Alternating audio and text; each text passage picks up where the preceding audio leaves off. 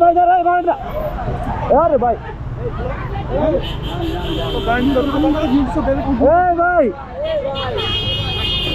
ভুল করলে রাখা যাবে না তো, ভুল করলে রাখারাখি করেন কেন?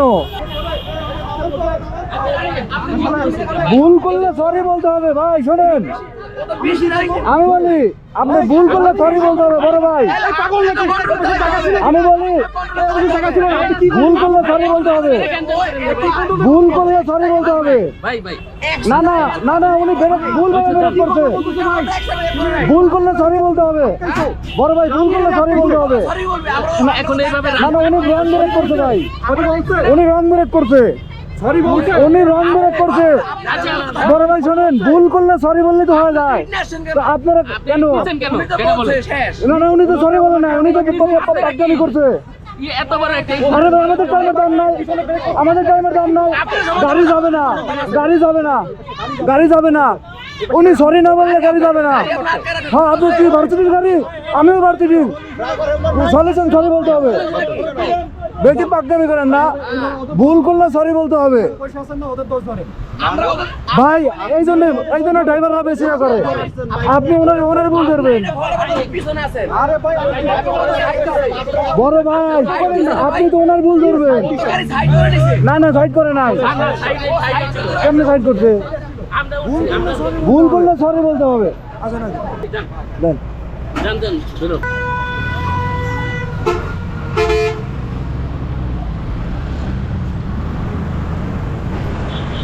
রাস্তার মাঝখানে থাম করে ব্রেক করে দিব, ভুল করবে তা সরি বলবে না।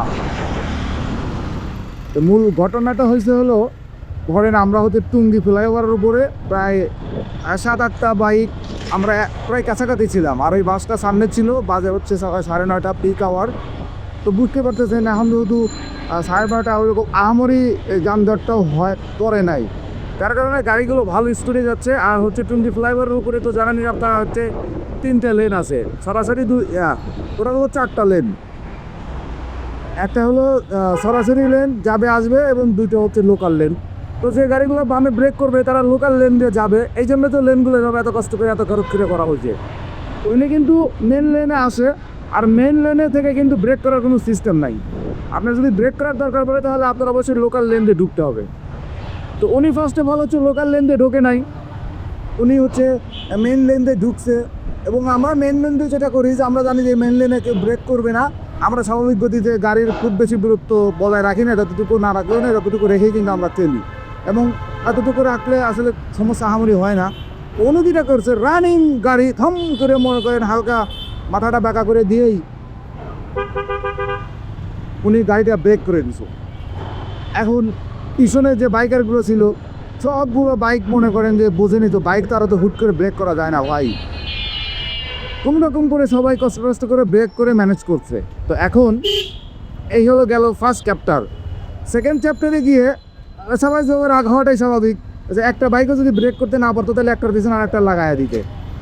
মানে জানেন যে কিছুদিন আগে একটা এরকম একটা ভয়াবহ দুর্ঘটনা ঘটছে।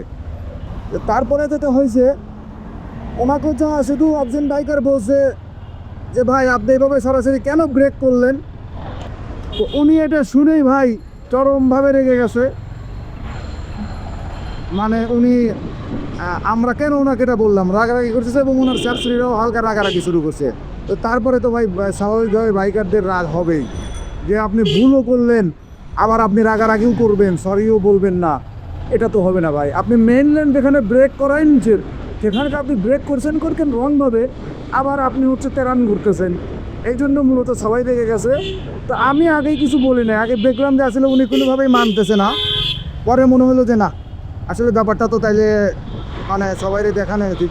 পরে আমি ক্যামেরাটা অন করে পরে আমি গিয়ে ওনাদের সাথে কথা বলছি। তো এখন ওই মহিলারা কথা বলতেছিল, ওই এখন আমাদের তো নিজেদের সেভ করতে হবে, বোঝেনি ওনারা ভুলও করবে, আবার হচ্ছে উনি যেহেতু ড্রাইভার, উনি ভুল করছে, যাত্রীরা কেন ওনার সাপোর্ট নিলে তো উনি পার পেয়ে যাবে। যার কারণে যাত্রীরা তাড়াহুড়া করার জন্য অফিস আওয়ার যেহেতু তাড়াহুড়োর কারণে ওনারা আসলে যান বলে ওনাদের পক্ষে নিচ্ছিল, এটা চরম একটা অন্যায়, এটা ঠিক না। কারণ ড্রাইভাররা এরকম হেলে ওরা আরও পার পেয়ে যায়। তো এই জন্য মূলত আসলে আমরা কি রুট বিহেভ করছি, এছাড়া আর কিছু না। তো প্রতিনিয়ত বাইকারদের এই প্রবলেমগুলো ফেস করতে হয়। তো ওনাদের এই জিনিসগুলো একটু মেনে চলা উচিত।